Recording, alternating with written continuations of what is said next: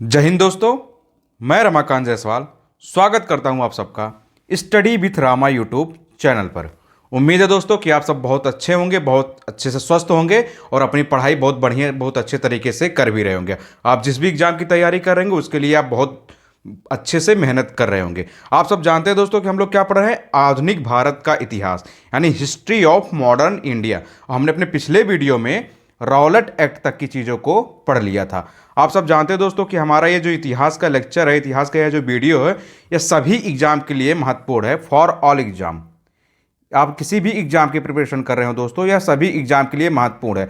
चाहे आप वनडे की प्रिपरेशन कर रहे हो, वनडे की किसी एग्जाम की, या आप रेलवे की कर रहे हो, बैंकिंग की कर रहे हो, एसएससी की कर रहे हो, यूपी पीसीएस की कर रहे हो, समीक्षा अधिकारी, सहायक समीक्षा अधिकारी कर रहे हो, जिसको बोला जाता है दोस्तों आरओ और एआरओ, जिसकी बहुत बड़ी मात्रा में वैकेंसी उत्तर प्रदेश में आने वाली है। तो यह हिस्ट्री का जो हमारा लेक्चर है लगभग दोस्तों हर एक एग्जाम के लिए महत्वपूर्ण है, जहां जहां भी इतिहास से क्वेश्चन पूछा जाता है। आप सब जान रहे हैं दोस्तों, अभी केबीएस की भी वैकेंसी आई है, आप टेट की तैयारी कर रहे हो, सीटेट की प्रिपरेशन कर रहे हो, तो इतिहास लगभग हर एक एग्जाम में पूछा जाता है। अगर आप प्रतियोगी परीक्षा की तैयारी कर रहे हैं तो इतिहास में भी मॉडर्न हिस्ट्री, आधुनिक भारत के इतिहास से दोस्तों बहुत बड़ी मात्रा में क्वेश्चन पूछा जाता है। और इसमें अक्सर कंफ्यूजन हो जाता है क्योंकि फैक्चुअल क्वेश्चन बहुत ज़्यादा इसमें होता है, फैक्चुअल डाटा बहुत ज़्यादा होता है। तो हम सब क्या पढ़ रहे हैं, ये जो आधुनिक भारत का इतिहास है दोस्तों, हमने पिछले वीडियो में रॉलेट एक्ट तक की चीज़ों को पढ़ लिया था। जो पुराने बच्चे होंगे, जो नियमित क्लास को देख रहे होंगे दोस्तों, उनको पता है कि हम एक सीरीज से इसको पढ़ रहे हैं, एक क्रम से चीज़ों को पढ़ते आ रहे हैं और हम इसको कंप्लीट पूरा इतिहास इसमें पढ़ने वाले हैं। मॉडर्न हिस्ट्री के अंतर्गत जितनी भी सिलेबस के अंदर की जितनी भी चीज़ें दी गई हैं जो आपके एग्जाम में पूछा जाता है, हम कंप्लीट वहां तक पढ़ने वाले हैं। तो हमने पिछले वीडियो में रॉलेट एक्ट तक चीज़ों को पढ़ लिया था।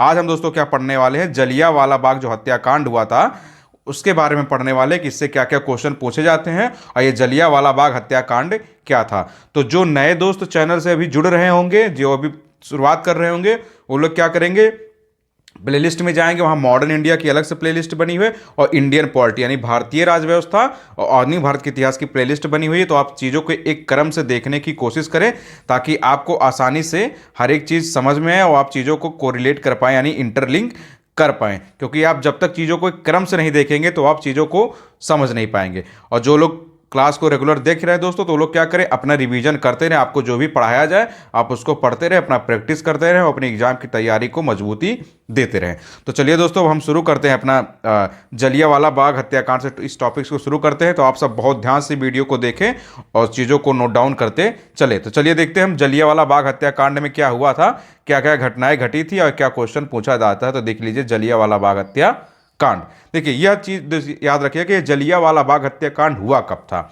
क्या हुआ था दोस्तों, 13 अप्रैल 1919 को। यह बहुत इंपॉर्टेंट डेट है दोस्तों, लगभग यह पूछा ही जाता है, बार बार यह क्वेश्चन पूछा जाता है कि जलियांवाला बाग हत्याकांड हुआ कब था। तो आप याद रखेंगे दोस्तों 1919 यानी 1919 में हुआ था। आप ईयर भी याद रखेंगे और डेट भी याद रखेंगे कब हुआ था, 13 अप्रैल को हुआ था। 1919 यानी 1919 में दोस्तों 13 अप्रैल को जलियांवाला बाग हत्याकांड हुआ था। और ये कौन सा दिन था, तो बैसाखी का दिन था। तो आप ये भी याद रखिएगा कि कभी कभी पूछ लिया जाता कि जलियांवाला बाग हत्याकांड जिस दिन हुआ था वो निम्नलिखित में से कौन सा दिन था, पूर्णिमा का दिन था या अमावस्या का दिन था। तो आप याद रखेंगे बैसाखी का दिन था दोस्तों जब जलियांवाला बाग हत्याकांड हुआ था। और डेट और ईयर दोनों ही इंपॉर्टेंट है। 1919 में 13 अप्रैल को हुआ था। हुआ कहाँ था दोस्तों, तो अमृतसर का जो जलियांवाला बाग था वहां पर हुआ था। आप जानते हैं ना कि पंजाब में एक जगह है अमृतसर, अमृतसर में एक पड़ता है जलियांवाला बाग, उस स्थान का नाम ही था जलियांवाला बाग, इसीलिए इसका नाम पड़ गया दोस्तों जलियांवाला बाग हत्याकांड। तो आप याद रखेंगे जो जलियांवाला बाग हत्याकांड हुआ था, या जलियांवाला बाग नाम से एक स्थान था अमृतसर में, पंजाब के अमृतसर में, वहां पर हुआ था। तो आप याद रखेंगे दोस्तों ये अमृतसर कहां पर है, जिन लोगों को नहीं पता दोस्तों वो याद रखेंगे कि यह कहां पर है, पंजाब में है। और उसी पंजाब में दोस्तों जलियांवाला बाग के नाम से एक स्थान था, एक प्लेस था, उस जगह पे हत्याकांड हुआ था, इसलिए इसका नाम पड़ गया जलियांवाला बाग हत्याकांड। अब सबसे जरूरी बात है कि दोस्तों यहाँ बड़ी मात्रा में यानी भारी संख्या में वहां लोग इकट्ठा क्यों हुए थे, यानी जो जलियांवाला बाग था वहां पर लोग क्यों इतनी बड़ी मात्रा में इकट्ठा हुए थे। तो आप उसको भी देख लीजिए कि ऐसा क्यों हुआ था। तो देखिए वहां पर हुआ क्या था दोस्तों, एक सार्वजनिक सभा का आयोजन हो रहा था। मतलब लोगों को बुलाया गया था, एक सभा का आयोजन हो रहा था। क्यों हो रहा था दोस्तों? तो देखिए, दो व्यक्ति थे वहां पंजाब के, एक थे डॉक्टर सैफुद्दीन किचलू और एक थे डॉक्टर सत्यपाल। तो इनकी गिरफ्तारी हो चुकी थी, मतलब अंग्रेजों ने इनको कैद कर लिया था। तो इसी गिरफ्तारी तथा ब्रिटिश दमन का विरोध करने के लिए लोग जलियांवाला बाग वाले स्थान पर इकट्ठा हुए थे। हुआ क्या था दोस्तों, डॉक्टर सैफुद्दीन किचलू और डॉक्टर सत्यपाल, ये दो व्यक्ति थे वहां के पंजाब के, अमृतसर वो पंजाब वाले रीजन के महत्वपूर्ण व्यक्ति थे दोस्तों। तो इनको क्या किया था, अंग्रेजों ने गिरफ्तार कर लिया था। गिरफ्तार करके दोस्तों क्या कर दिया था, जेल में बंद कर लिया था। और उनकी जाने, उनकी जितनी भी पॉलिसियां होती थी अंग्रेजों की, वो दमनकारी ही होती थी। तो ये जो गिरफ्तारी इन लोगों ने किया था और जो उनकी नीतियां थी, उसी का विरोध करने के लिए लोग वहां इकट्ठा हुए थे, ना कि लोग वहां कोई हिंसा कर रहे थे। वो लोग केवल सार्वजनिक सभा का आयोजन हो रहा था, और लेकिन अंग्रेजों ने इसको क्या कर दिया, कहा कि नहीं ये लोग यहाँ हिंसा करने आते। ऐसा कुछ नहीं था, सिर्फ सभा का आयोजन हो रहा था। डॉक्टर सैफुद्दीन किचलू की गिरफ्तारी जो हो चुकी थी सत्यपाल की, इसलिए लोग वहां पर इकट्ठा हुए थे और बहुत बड़ी संख्या में दोस्तों वहां इकट्ठा हुए थे। जो बुक में आंकड़े दिए जाते हैं वो ब्रिटिश आंकड़े अलग हैं जो दोस्तों, भारतीय आंकड़े अलग हैं। वहां हजारों की संख्या में लोग इकट्ठा हुए थे, हजारों की संख्या में लोगों को निर्मम हत्या कर दी गई थी अंग्रेजों के द्वारा। इसको सीधे हत्या बोला जाता है दोस्तों, इसलिए इसका नाम ही पड़ गया है जलियांवाला बाग हत्याकांड। अंग्रेजों ने निर्मम रूप से हत्या कर दिया था। हुआ क्या था दोस्तों, देखिए, आपने जनरल डायर का नाम सुना था कि जिसने गोली चलाने की आदेश दी थी। यानी वहां पर जो भीड़ इकट्ठा हुई थी जलियांवाले बाग में, उस भीड़ पर गोली चलाने का आदेश किसने दिया था दोस्तों? तो आप सुनने होगा जनरल डायर का नाम, केवल आप इतना ही सुनते हैं, लेकिन इसका पूरा नाम है दोस्तों general Reginald Edward Harry Dyer. तो अगर आपसे पूछा जाए कि जनरल डायर का पूरा नाम क्या था, तो आप याद रखेंगे रेगिनाल्ड। पहले आप याद रखेंगे रेगिनाल्ड एडवर्ड हैरी डायर, ये इसका पूरा नाम था दोस्तों जनरल डायर का, रेगिनाल्ड एडवर्ड हैरी डायर। इसी ने दोस्तों वहां भीड़ पर गोली चलाने का आदेश दे दिया था, और निर्मम रूप से अंग्रेजों ने क्या किया, वहां पर जितनी भी पब्लिक इकट्ठा हुई थी, चाहे बच्चे हो, चाहे बूढ़े हो, चाहे बुजुर्ग हो, चाहे औरत हो, जो भी इकट्ठा हुई थी, सब पर वो लोग, उन्होंने क्या कर दिया, गोलियां चलाना शुरू कर दिया और निर्मम रूप से वहां पर हत्या की गई। इसलिए इसका नाम पड़ गया जलियांवाला बाग हत्याकांड। तो आप याद रखिएगा दोस्तों, ये बहुत ही अंग्रेजों के द्वारा की गई निर्मम हत्या थी, जिसका आप शब्दों में बयां ही नहीं कर सकते। उस समय जो ये घटनाएं हुई थी दोस्तों, वहां हजारों की संख्या में लोग इकट्ठे थे, लोग निकल नहीं पा रहे थे वहां से, और उन लोगों ने क्या कर दिया, गोलियां चलाना शुरू कर दिया। जबकि वहां पर एक सार्वजनिक सभा का सिर्फ आयोजन हो रहा था, शांतिपूर्वक लोग केवल विरोध कर रहे थे कि आपने जो सैफुद्दीन कुचली और सत्यपाल जी की गिरफ्तारी की है, उनको छोड़ दीजिए, और आपकी जो ब्रिटिश दमनकारी जो नीतियां हैं, इसमें बदलाव लाइए, आप हमारा शोषण मत करिए। इसलिए लोग वहां पर इकट्ठा हुए थे। लेकिन अंग्रेजों ने क्या किया दोस्तों, कहा कि ये हिंसा के लिए इकट्ठा हुए हैं, और उन्होंने निर्मम रूप से गोली चलाने की आदेश दे दी। और इस गोली चलाने का आदेश दिया था दोस्तों, ये नाम आप याद रखिएगा, जनरल डायर। इसका पूरा नाम है दोस्तों REHD, आप ऐसे याद रख लेंगे, रेगिनाल्ड एडवर्ड हैरी डायर। इसी ने दोस्तों गोली चलाने का आदेश दिया था। अभी जब सब घटनाएं हो जाती है दोस्तों, जलियांवाला बाग हत्याकांड जो घटनाएं होती है, पहली बात तो अंग्रेज इसको मानते नहीं, वो बोलते नहीं इतने लोगों पे गोली नहीं चलाई गई थी, गोली जो भी चलाई गई थी वो उसका मतलब क्या था कि आप लोगों ने पहले शुरू किया था। अंग्रेज जानते सारे कुकर्म खुद करते थे और थोप देते थे हमारे ऊपर, तो ये उनका अपना बचने का तरीका होता था। तो उसके बाद क्या होता दोस्तों, एक कमेटी बैठती, उस कमेटी का नाम होता हंटर कमीशन। आप इसको याद रखेंगे, जो जलियांवाला बाग हत्याकांड जब ये वहाँ पर हो जाता है, निर्मम हत्या लोगों को कर दी जाती है, तो उसके बाद एक कमेटी बैठती है, जब पूरा विरोध होता है इनका, उस कमेटी का नाम होता है दोस्तों हंटर कमीशन। इसका गठन क्यों होता है, हत्याकांड की जांच क्षेत्र दोस्त ब्रिटिश सरकार द्वारा गठित की कमीशन। यानी अगर आपसे पूछा जाए कि जलियांवाला बाग हत्याकांड के बाद कौन सी कमेटी गठित की गई थी, तो आप याद रखेंगे हंटर कमीशन। एक हंटर कमीशन दोस्तों शिक्षा वाला से भी है, तो उसको भी आप याद रखेंगे। यहाँ जो एक हंटर कमीशन है, क्या हुआ था, यही जलियांवाला बाग जो हत्याकांड हुआ था, इसी के जांच के लिए ब्रिटिश सरकार ने, यानी ब्रिटिश गवर्नमेंट ने दोस्तों क्या किया, हंटर कमीशन का गठन किया। और आप जानते हैं जलियांवाला बाग कब हुआ था, 13 अप्रैल 1919 में हुआ था, यानी 1919 में। अब इस हंटर कमीशन ने दोस्तों अपनी रिपोर्ट कब दिया था, 1920 में इसने अपनी रिपोर्ट दिया। यानी अगर पूछा जाए जो हंटर कमीशन कब गठित किया गया था, तो जलियांवाला बाग हत्याकांड की जांच के लिए किया गया था। लेकिन इसने दोस्तों रिपोर्ट कब दिया, मतलब इस हंटर कमीशन का रिपोर्ट कब आया, वह आता है 1920 में, यानी 1920 में यह रिपोर्ट आता है। इस रिपोर्ट में क्या हुआ दोस्तों, इसका निष्कर्ष क्या निकलता है, इसने क्या किया, दुर्घटना के लिए कि सरकार को दोषी नहीं माना। यह सबसे बड़ी बात है। अंग्रेजों ने खुद तो निर्मम हत्या किया, उसके बाद दोस्तों अपने ही मन मुताबिक उन्होंने क्या किया, एक कमीशन बैठा दिया। उस कमीशन का नाम रखा हंटर कमीशन। अब इस हंटर कमीशन में क्या हुआ दोस्तों, इस हंटर कमीशन ने क्या रिपोर्ट दिया कि ये जो दुर्घटना हुई है इसके लिए सरकार दोषी नहीं है। मतलब उन्होंने कहा जलियांवाला बाग में जो कुछ भी दुर्घटना हुई है उसके लिए ब्रिटिश सरकार रिस्पॉन्सिबल नहीं है। जबकि रिस्पॉन्सिबल कौन थी दोस्तों, ब्रिटिश सरकार ही थी। उन्होंने क्या कहा कि यह डायर का केवल निर्णय लेने की भूल थी। मतलब वहां आप तो एक निर्मम रूप से हत्या कर रहे हैं, हजारों की संख्या में लोग मारे गए, और इस हत्याकांड को लोग क्या बोल रहे हैं कि इसके लिए ना तो ब्रिटिश सरकार रिस्पॉन्सिबल है, और जिसने गोली चलाने का आदेश दिया था दोस्तों जनरल डायर, यानी ये जो रेजिनाल्ड एडवर्ड हैरी डायर है, इसको भी उन लोगों ने क्या कहा कि केवल उसके निर्णय लेने की भूल थी। मतलब निर्णय लेने की भूल इस तरह होती है कि मतलब आप निर्मम हत्या कर दें। निर्णय लेने की भूल ये होती है कि आपने किसी को गिरफ्तार कर लिया तो समझ में आता, आप वहां हजारों की संख्या में गोली चलाने का आदेश दे दे रहे हैं, जबकि वहां जो कुछ भी विरोध हो रहा था वह शांतिपूर्वक विरोध हो रहा था, शांतिपूर्वक धरना था।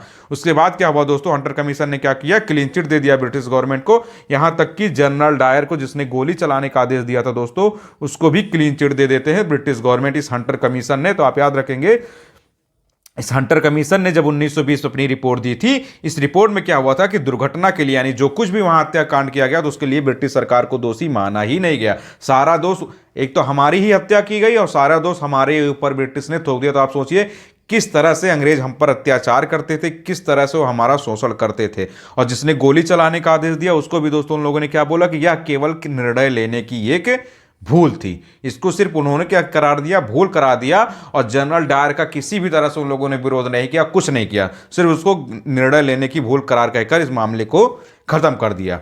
इसके बाद आप देख लीजिए कि ये जो हंटर कमीशन बनी थी, अब पूछा जाता है इस हंटर कमीशन में कुछ भारतीय सदस्य भी थे, तो 3 भारतीय सदस्य इसमें शामिल थे। तो आप ये भी याद रखिएगा कि जो हंटर कमीशन गठित हुआ था जलियांवाला बाग हत्याकांड के दौरान, इसमें 3 भारतीय कौन थे, यह भी बहुत इंपॉर्टेंट है, क्योंकि इसी हंटर कमीशन ने दोस्तों जो निष्कर्ष दिया था, इसने क्या कहा था कि इसके लिए ब्रिटिश सरकार दोषी नहीं है, और इसने डायर को भी दोषी नहीं माना, जबकि दोषी जनरल डायर भी था और ब्रिटिश सरकार भी था। अब इसमें जो 3 भारतीय सदस्य थे आप इनको याद रखेंगे, इससे क्वेश्चन भी बहुत बड़ी मात्रा में पूछा जाता है। तो देखिए, एक तो दोस्तों इसमें CH सीतलवाड़, एक तो दोस्तों इसमें पंडित जगन नारायण, तीसरे इसमें जो थे दोस्तों सुल्तान अहमद खान। तो आप ये तीनों नाम याद रखिएगा कि जलियांवाला बाग हत्याकांड के लिए जो हंटर कमीशन गठित किया गया था इसकी जांच के लिए, उसमें 3 भारतीय जो थे वो 3 भारतीय कौन थे, इस कमीशन में 3 भारतीय थे, और ये तीनों भारतीयों का नाम पूछा जाता है CH सीतलवाड़, पंडित जगत नारायण और सुल्तान अहमद खान। तो आप दोस्तों ये तीनों नाम याद रखेंगे,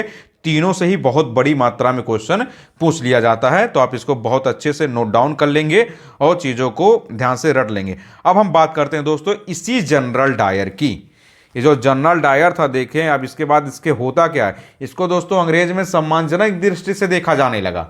यहां पर इसने क्या किया, एक तो निर्मम हत्या कर दी हमारे लोगों की, उसके बाद इसको क्या हुआ, इंग्लैंड में सम्मानजनक रूप से देखा जाने लगा। और अंग्रेज जानते क्या करते थे, बस बचाव करने के लिए पद से हटा देते थे, ट्रांसफर कर देते, बस उनका काम यही होता था। सारे गलत काम खुद करके दोष हमारे ऊपर मर देना, यही उनका काम था। इसीलिए तो भैया हम आज़ादी चाहते हैं कि हमारे देश का जो शासन होगा हमारे लिए ठीक है, आप यहाँ से जाओ। लेकिन अंग्रेज ऐसा नहीं चाहते, वो तो चाहते थे बस यहाँ से धन का निष्कासन किसी तरह से करते रहे, हमें बेवकूफ़ बनाते रहे। अब हम बात करते हैं दोस्तों इसी जनरल डायर के बारे में, आप कुछ फैक्ट पढ़ लीजिए। देखिए क्या हुआ, जलियांवाला बाग हत्याकांड के बाद क्या होता है दोस्तों, इसके पद से हटा दिया जाता है। यानी ये जो जनरल डायर था जिसने गोली चलाने का आदेश दिया था दोस्तों, क्या कर दिया जाता है कि इस हत्याकांड के बाद क्या किया गया, विरोध को शांत करने के लिए इसको उस पद से हटा दिया जाता है, ताकि जो विरोध कर रहे हैं जो भारतीय लोग, उसको क्या कर दिया जाए, शांत कर दिया जाए, ताकि विरोध को शांति दी जा सके। इसीलिए क्या करते हैं, इसको पद से हटा देते हैं। अब देखते हैं हम दोस्तों, जब यह जनरल डायर अंग्रेज क्या होता है, जब वहां जाता है ब्रिटेन में, वहां पर क्या होता है दोस्तों, इसको कुछ उपाधियां दी जाती है। तो आप इसको भी याद रखिएगा। तो आप ऐसे ही समझ जाइए कि वो निर्मम रूप से इसने हत्या किया, उल्टा इसकी प्रशंसा कर रहे थे। जहां इसका विरोध करना चाहिए था वहां इसकी प्रशंसा किया। अब देखते हैं दोस्तों क्या होता है, एक ब्रिटिश अखबार था, उसने क्या कहा दोस्तों, इसको ब्रिटिश साम्राज्य का रक्षक बोला। अब देख लीजिए अंग्रेज किस हद तक कुकर्म करते थे, किस हद तक यहाँ पर अत्याचार करते थे। उन्होंने क्या किया, जनरल डायर को क्या किया, जब यहाँ से वो ब्रिटेन जाता है तो एक ब्रिटिश अखबार था, उसने क्या कहा, जनरल डायर को ब्रिटिश साम्राज्य का रक्षक बोल दिया। एक तो इसने हत्या की, उसके बाद इसको क्या बोल दिया जाता है दोस्तों, ब्रिटिश साम्राज्य का रक्षक बोल दिया जाता है जनरल डायर को। ये किस कौन बोलता है? वहाँ ब्रिटिश से एक अखबार था, उसने वो बोलता है कि यह ब्रिटिश साम्राज्य का रक्षक है। उसके बाद ब्रिटिश की जो लॉर्ड सभा थी उसने क्या बोला इसको दोस्तों? ब्रिटिश साम्राज्य का शेर बोला।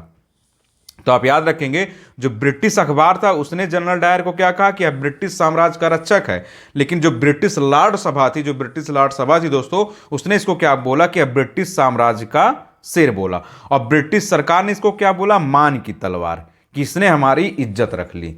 तो आप देख रहे हैं कि जनरल डायर जब यहाँ से निर्मम हत्या करने के बाद जब वहाँ ब्रिटेन में जाता है, उसके बाद उसका विरोध करने की जगह उसकी प्रशंसा की जाती है। उस प्रशंसा के दौरान उसको अलग अलग की टाइटल्स, अलग अलग तरह की उपाधियाँ दी जाती है। यानी ब्रिटिश अखबार उनको क्या कहता है? उसको क्या कहता है? ब्रिटिश साम्राज्य का रक्षक बोलता है कि इसने क्या किया? ब्रिटिश साम्राज्य की रक्षा कर डाली। और ब्रिटिश की जो लॉर्ड सभा थी वो क्या बोलता है जनरल डायर को? कि ब्रिटिश साम्राज्य का शेर था। और ब्रिटिश सरकार ने क्या बोला? जो ब्रिटिश गवर्नमेंट थी जिसने कहा कि हम इसके लिए जिम्मेदार नहीं है, उल्टा वो क्या कह रहे हैं कि यह मान की तलवार, मतलब इसने हमारी इज्जत रख ली। आप इनकी बातों में ही देख लीजिए, कंट्राडिक्शन मिल रहा है, इनकी बातों में ही विरोधाभास मिल रहा है। एक तरफ तो ये कहते हैं कि जनरल डायर की यह निर्णय लेने की भूल थी, और जो कुछ भी जलियांवाला बाग में हत्याकांड हुआ है उसके लिए ब्रिटिश सरकार रिस्पॉन्सिबल नहीं है। तो अगर यह जनरल डायर की निर्णय लेने की भूल थी और इसके लिए ब्रिटिश सरकार रिस्पॉन्सिबल नहीं है, तो आप इस तरह की उपाधियां क्यों दे रहे हैं? आप इस तरह के टाइटल्स क्यों दे रहे हैं? इसका मतलब ये सब कुछ आपने जानबूझ के किया। अगर आप किसी की प्रशंसा कर रहे हैं, आपका ही कर्मचारी अच्छा आपके लिए अच्छा काम करके आ रहा है, हमारे लिए गलत काम करके आ रहा है, हम किसी को टाइटल्स उपाधियां क्यों देते हैं? जब वो हमारे लिए अच्छा काम करे। आप एक बार बोल रहे हो कि इसके लिए ब्रिटिश साम्राज्य का रिस्पॉन्सिबल नहीं है, और आप एक दूसरी तरफ बोल रहे हो कि यह जनरल डायर की निर्णय लेने की भूल थी। इसका मतलब आपकी बातों में कंट्राडिक्शन है, आपने सब कुछ जानबूझ के किया। क्योंकि अगर उसकी निर्णय लेने की भूल थी और ब्रिटिश सरकार अगर इसके लिए खुद को गलत मानती कि हाँ हमसे निर्णय लेने की भूल हो गई, तो आप सबसे बड़ी बात थी कि इसको इस तरह की उपाधि ना देते ना। आपने पद से हटा दिया, इसलिए आपने पद से हटा दिया कि ताकि भारत में जो कुछ विरोध हो रहा है उस विरोध को शांत कर दिया जाए। तो आप अगर केवल पद से हटा के इसको वहां भेज दिए होते तो एक तरह से मान लिया जाता कि हाँ ये निर्णय लेने की भूल थी। आप क्या कर रहे हैं? उसको ब्रिटिश साम्राज्य का रक्षक बोल रहे हैं, ब्रिटिश साम्राज्य का शेर बोल रहे हैं, मान की तलवार बोल रहे थे। किस तरह से निर्णय लेने की भूल हो गई? इसका मतलब यह सब कुछ एक सोची समझी साजिश थी, आप इसको नहीं मान रहे हैं। इस तरह से अंग्रेज क्या करते थे दोस्तों? हमारे पर अत्याचार करते थे। और यह घटना थी 13 अप्रैल 1999 की। किस तरह से वो यहाँ पर अत्याचार करते थे, किस तरह से शोषण करते थे। तो दोस्तों आप ये जनरल डायर के बारे में भी फैक्ट याद रखेंगे, और ये जो जलियांवाला बाग हत्याकांड हुआ था उसके बारे में भी आप ये फैक्ट याद रखेंगे कि मतलब कब हुआ था, कहाँ पर हुआ था। अब हम देखते हैं कुछ और इंपॉर्टेंट क्वेश्चन जो इससे पूछे जाते हैं, उसको भी हम देख लेते हैं कि क्या क्या क्वेश्चन बनता है। तो देखिए दोस्तों क्या क्वेश्चन बनता है इससे। क्या होता है दोस्तों? देखिए, सितंबर 1920 में कलकत्ता में हुए कांग्रेस अधिवेशन के प्रमुख मुद्दे क्या थे? जलियांवाला बाग हत्याकांड और खिलाफत आंदोलन। जलियांवाला बाग हत्याकांड के बाद होता क्या दोस्तों? कांग्रेस का एक अधिवेशन होता। कांग्रेस मतलब आईएनसी यानी भारतीय राष्ट्रीय कांग्रेस, यानी इंडियन नेशनल कांग्रेस का जो स्थापना आप जानते हैं हो चुका था। इस आईएनसी का एक अधिवेशन कहाँ होता है? सितंबर 1920 में कलकत्ता में होता है। उसमें प्रमुख मुद्दा ही यही उठाया गया, एक जलियांवाला बाग हत्याकांड जो हुआ था, दूसरा जो खिलाफत आंदोलन चल रहा था, वही दोनों मुद्दा ही उठाया गया कलकत्ता अधिवेशन में। तो आप याद रखेंगे कांग्रेस का जो कलकत्ता अधिवेशन होता है सितंबर 1920 में होता है दोस्तों। यह इसमें क्या होता है? दो प्रमुख मुद्दे उठाए गए थे।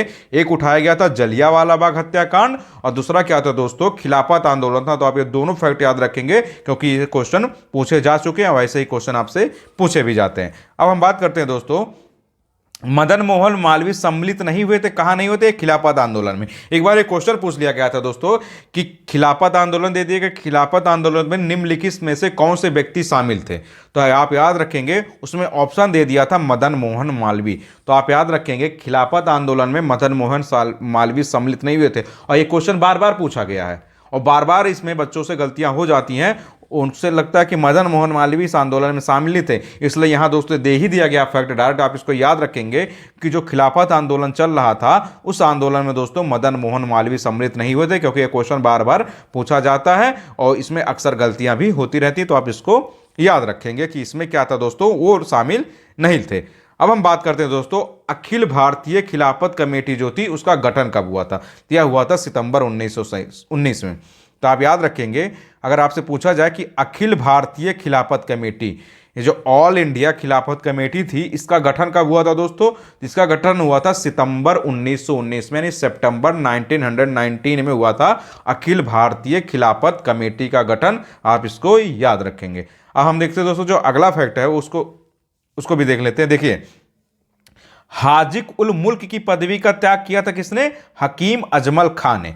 तो अगर आपसे पूछा जाए खिलाफत आंदोलन के दौरान हाजी उल मुल्क एक पदवी होती थी, इस पदवी का त्याग किसने किया था दोस्तों? तो हकीम अजमल खान ने। तो आप ये फैक्ट याद रखिएगा, अगर पूछा जाए कि खिलाफत आंदोलन के दौरान किसने हकीम अजमल खान दोस्तों खिलाफत आंदोलन के दौरान किसने हाजिक उल मुल्क की पदवी का त्याग किया था दोस्तों? तो आप याद रखेंगे हकीम अजमल खान, आप इसको भूलेंगे नहीं, हकीम अजमल खान। अब हम बात करते हैं दोस्तों, ये जो खिलाफत आंदोलन हुआ था, तो खिलाफत आंदोलन को देश की स्वतंत्रता के आंदोलन से जोड़ने के विरोधी कौन थे? मोहम्मद अली जिन्ना। आप जिन्ना का नाम तो याद रखेंगे, जहां कुछ भी काम अच्छा होने वाला होता तो वहां ये काम बिगाड़ने आ जाते थे। आप याद रखेंगे, क्योंकि इनका कुछ उद्देश्य अलग ही था, शुरू से ही इनका उद्देश्य अलग था। तो आप इस फैक्ट को भी याद रखेंगे कि जो खिलाफत आंदोलन हुआ था, खिलाफत आंदोलन को क्या था दोस्तों कि देश की स्वतंत्रता आंदोलन से भी जोड़ा जा रहा था, कि इसको क्या किया गया कि स्वतंत्रता आंदोलन में भी शामिल कर दिया जाए ताकि स्वतंत्रता आंदोलन को और मजबूती मिल सके। तो जब इसको खिलाफत आंदोलन को देश की स्वतंत्रता से जोड़ा जाने लगा, तो इसका कौन विरोध करने लगा? मोहम्मद अली जिन्ना दोस्तों। तो आप याद रखेंगे, अगर आपसे पूछा जाए कि खिलाफत आंदोलन को देश की स्वतंत्रता के आंदोलन से जोड़ने के विरोधी कौन थे, तो आते मोहम्मद अली जिन्ना। जिन्ना का नाम आप याद रखेंगे। जहां जहां जिन्ना का नाम है दोस्तों, बहुत गौर करिएगा, क्योंकि क्वेश्चन भी पूछे जाते हैं और इसको आप ध्यान से भी देखेंगे। गांधी जी को राजनीति में धर्म न लाने की सलाह भी इन्होंने ही दिया था, मोहम्मद अली जिन्ना ने। आप ध्यान रखिएगा, गांधी जी क्या कर रहे थे? खिलाफत आंदोलन को देश की स्वतंत्रता के आंदोलन में भी मर्ज कर देना चाह रहे थे। वो चाह रहे थे कि इस आंदोलन को भी इसमें ही शामिल कर दिया जाए, ताकि सभी लोग मिलकर हम अंग्रेजों का क्या करें? पूरी तरह से विरोध कर सके, ताकि हमको आज़ादी मिल सके, हमारा देश स्वतंत्र हो सके, अंग्रेज यहाँ से जाएं, हमको गुलामी से छुटकारा मिले। तो गांधी जी ने क्या किया? खिलाफत के मंच पे भी गांधी जी जाने लगे। इसके बाद क्या होता है दोस्तों? बात ये जिन्ना को पसंद नहीं आती है, क्योंकि उन्होंने पहले भी बोल दिया था कि इसको स्वतंत्रता के आंदोलन से ना जोड़ा जाए। तो जिन्ना ने क्या किया दोस्तों? गांधी जी को क्या कहा? उन्होंने गांधी जी को एक सलाह दिया कि आप राजनीति में धर्म को ना लाएं, क्योंकि खिलाफत आंदोलन जो था दोस्तों एक धार्मिक मूवमेंट था। तो इसमें क्या हुआ? जिन्ना ने क्या कहा? अगर ये आपसे क्वेश्चन पूछा जाए कि गांधी जी को राजनीति में धर्म को ना लाने की सलाह किसने दिया था, तो यह दिया था मोहम्मद अली जिन्ना ने। तो आप ये नाम इनका जरूर आप याद रखेंगे कि यह किसने गांधी जी को सलाह दिया था कि इसको आप यहाँ पर ना लाए, इसको धर्म से ना जोड़े, अब हम इसको राजनीति में ना शामिल करें। अब हम बात करते हैं दोस्तों, जो हमारा अगला फैक्ट है उसको हम देख लेते हैं, उससे क्या फैक्ट या क्वेश्चन बनता है। तो देखिए, जलियांवाला बाग हत्याकांड के विरोध में दोस्तों ब्रिटिश सरकार द्वारा प्रदान की गई नाइटहुड की उपाधि वापस किसने किया था? रविंद्रनाथ टैगोर ने। आप ये नाम एकदम जुबान पर रट लीजिए दोस्तों, ये क्वेश्चन बहुत पूछा जाता है और बहुत बड़ी मात्रा में पूछा जाता है। अगर आपसे क्वेश्चन पूछा जाए कि नाइटहुड की उपाधि किसको मिली थी, तो आप पहले याद रखेंगे रविंद्रनाथ टैगोर। रविंद्रनाथ टैगोर जी को दोस्तों क्या हुआ था? ब्रिटिश सरकार ने नाइटहुड की उपाधि पहले से ही दे रखी थी। लेकिन जब जलियांवाला बाग हत्याकांड होता है दोस्तों, तो इस हत्याकांड के विरोध में क्या होता है? रविंद्रनाथ टैगोर जी ने क्या कर दिया? नाइटहुड की उपाधि अंग्रेजों को वापस कर दिया। उन्होंने कहा कि आप जो हमें नाइटहुड की उपाधि दिए हमें नहीं चाहिए। आप एक तो हमारे लोगों की निर्मम हत्या कर रहे हैं, ऊपर से हम लोगों को इस तरह की उपाधियां देके हमारी प्रशंसा करते, तो हमें इस तरह की उपाधि नहीं चाहिए। आप अपनी उपाधि आप अपने पास रखें। इसी तरह आपने दोस्तों पिछले वीडियो में पढ़ा है जमनालाल बजाज जी के बारे में कि उन्होंने कोई उपाधि वापस दी थी। जिन दोस्तों को याद होगा फैक्ट वो कमेंट बॉक्स में डाल देंगे, ताकि पता तो चले आपको कितना याद है कि जमनालाल बजाज ने कौन सी उपाधि त्यागी थी और क्यों त्यागी थी। यहां आपसे अगर पूछा जाए, कभी कभी क्वेश्चन ऐसे पूछा जाता है कि रविंद्रनाथ टैगोर ने नाइटहुड की उपाधि क्यों त्यागी, किस लिए त्यागी थी या किस आंदोलन के विरोध में त्यागी थी? तो जो जलियांवाला बाग हत्याकांड हुआ था उसके विरोध में दोस्तों रविंद्रनाथ टैगोर ने क्या कर दिया था? नाइटहुड की उपाधि त्याग दिया था। तो ये फैक्ट भी याद रखेंगे, और इसी के बाद जो अगला फैक्ट है उसको भी याद रखेंगे। एक व्यक्ति दोस्तों सी शंकर नायर, इन्होंने क्या किया दोस्तों? सी शंकर नायर के बारे में क्या याद रखेंगे? सी शंकर नायर ने वायसराय की कार्यकारिणी से इस्तीफा दे दिया था जलियांवाला बाग हत्याकांड के विरोध में। तो आप याद रखेंगे जो वायसराय की कार्यकारिणी होती थी, उस कार्यकारिणी में मतलब दोस्तों किसको शामिल किया गया था? सी शंकर नायर को, जलियांवाला बाग हत्याकांड से पहले ही। यानी वायसराय की जो एग्जीक्यूटिव बॉडी होती थी, जो डिसीजन लेने का काम करती थी, उस कार्यकारिणी में एक भारतीय शामिल थे। आप ऐसे याद रखेंगे। वो भारतीय कौन थे दोस्तों? सी शंकर नायर थे। जब जलियांवाला बाग हत्याकांड होता दोस्तों, तो उन्होंने क्या किया? इस पद से इस्तीफा दे दिया। तो आप ये दोनों नाम याद रखेंगे। रविन्द्रनाथ टैगोर ने क्या किया दोस्तों? जलियांवाला बाग हत्याकांड के विरोध में नाइटहुड की उपाधि वापस कर दिया। और सी शंकर नायर ने क्या किया दोस्तों? जलियांवाला बाग हत्याकांड के विरोध में वायसराय की जो कार्यकारिणी बनाई गई थी, उस कार्यकारिणी से क्या कर दिया? इस्तीफा दे दिया। उन्होंने कहा कि हमें इसमें नहीं रहना है। आप लोग एक तो अत्याचार भी कर रहे हैं, ऊपर से इस तरह का पद हमको दे रखे हैं, और उसमें भी हम कोई डिसीजन नहीं ले सकते। क्योंकि हंटर कमीशन जो बना था दोस्तों, उसको सच वाला रिपोर्ट देना था, लेकिन उसने क्या किया? उसने तो ब्रिटिश सरकार को सही साबित कर दिया और जनरल डायर को भी सही साबित कर दिया। तो आप दोनों नाम याद रखेंगे, सी शंकर नायर वाला भी और रविन्द्रनाथ टैगोर वाला भी फैक्ट आप दोनों याद रखेंगे। अब हम बात करते हैं दोस्तों अगला फैक्ट। तो देखिए, जलियांवाला बाग हत्याकांड के समय क्या होता है? पंजाब का लेफ्टिनेंट गवर्नर कौन था? Sir Michael O Dyer. इसकी लंदन में किसने हत्या की थी? पंजाब के क्रांतिकारी नेता उधम सिंह ने। इस फैक्ट में बहुत कंफ्यूजन होता है लोगों को। देखिए, उधम सिंह जो क्या थे, एक पंजाब के क्या थे दोस्तों? एक क्रांतिकारी थे। इन्होंने क्या किया था? क्या बोलते हैं, डायर की हत्या कर दी थी। लेकिन इन्होंने उस डायर की हत्या नहीं की थी जो जलियांवाला बाग हत्याकांड में शामिल था। देखिए, दो डायर थे। एक था जनरल डायर। तो जनरल डायर का आपने पूरा नाम देखा है दोस्तों। हमने अभी ऊपर आपको बताया कि जनरल डायर का पूरा नाम क्या था। उसका पूरा नाम क्या था दोस्तों? Reginald Edward Harry Dyer. इसी ने क्या किया था? भीड़ पर गोली चलाने का आदेश दिया था। तो इस डायर की हत्या उधम सिंह ने नहीं की थी। उसी समय दोस्तों पंजाब का लेफ्टिनेंट गवर्नर नाम से एक डायर और था, उसका नाम था दोस्तों सर माइकल ओ डायर। तो आप ये नाम याद रखिएगा। दो डायर थे। एक था जनरल डायर। जनरल डायर का आपने पूरा नाम देखा दोस्तों, REHD डायर। आप इसको शॉर्टकट में याद रखेंगे, REHD डायर। इसका पूरा नाम आप बार बार देखेंगे तो आपको याद हो जाएगा। तो दो डायर थे। एक था जनरल डायर, जिसको ऐसे जनरली बोल दिया जाता है। एक था सर माइकल ओ डायर। तो जो जनरल डायर ने भीड़ पर गोली चलाने का आदेश दिया था, और पंजाब के क्रांतिकारी उधम सिंह ने जिस डायर की हत्या की थी, वो ये डायर नहीं। तो ये दोनों नाम में आप गलती नहीं करेंगे, क्योंकि क्वेश्चन दे दिया जाता है। इसमें बहुत पहले लोगों से गलतियां हुआ करती थी कि उधम सिंह ने जिसकी हत्या की थी वही डायर था जो जलियांवाला बाग हत्याकांड का दोषी था। नहीं, पंजाब के क्रांतिकारी जो थे दोस्तों उधम सिंह, उन्होंने माइकल ओ डायर की हत्या कब की थी? मार्च 1940 में की थी, यानी 1940 में की थी। और घटना कब हुई थी? 1919 में की थी। और ये हत्या उन्होंने लंदन में जाकर की थी। आप ये भी याद रखेंगे, उधम सिंह ने जो हत्या की थी वो लंदन में जाकर की थी। लेकिन इन्होंने जिस डायर की हत्या की थी वह जनरल डायर नहीं था जो जलियांवाला बाग हत्याकांड का दोषी था। या वह डायर था, यह भी एक तरह से दोषी ही था, लेकिन इसने गोली चलाने का आदेश नहीं दिया था। इस समय यह कौन था दोस्तों? उस पंजाब रीजन का क्या था दोस्तों? यह लेफ्टिनेंट गवर्नर रहा था पंजाब रीजन का। तो यानी सर माइकल डायर और REHD general Dyer, Reginald Edward Harry Dyer. तो आप ये दोनों नाम याद रखेंगे कि दोनों में डिफरेंस। इसकी हत्या नहीं कर रही थी, जो मेन दोषी था वो तो बच ही गया। उसको तो ब्रिटिश साम्राज्य ने अलग अलग की टाइटल्स दे रखी थी, अलग अलग तरह उपाधियां दे रखी थी। और उधम सिंह ने जो साहसिक कार्य किया था, इसमें इनसे क्या होगी? माइकल डायर की हत्या हो जाती है। इस जनरल डायर को वो डायर समझ बैठते हैं। तो आप ये दोनों फैक्ट याद रखेंगे। इन्होंने एक अच्छा काम किया, लेकिन गलती से क्या हो गया? मेन दोषी बच गया। तो आप ये दोनों नाम याद रखेंगे कि जनरल डायर कौन था और सर माइकल ओ डायर कौन था। अब हम बात करते हैं दोस्तों, ये जो 1919 में जलियांवाला बाग हत्याकांड हुआ था, उस समय भारत का वायसराय कौन था? ये फैक्ट भी बहुत पूछा गया है। तो उस समय वायसराय कौन था दोस्तों?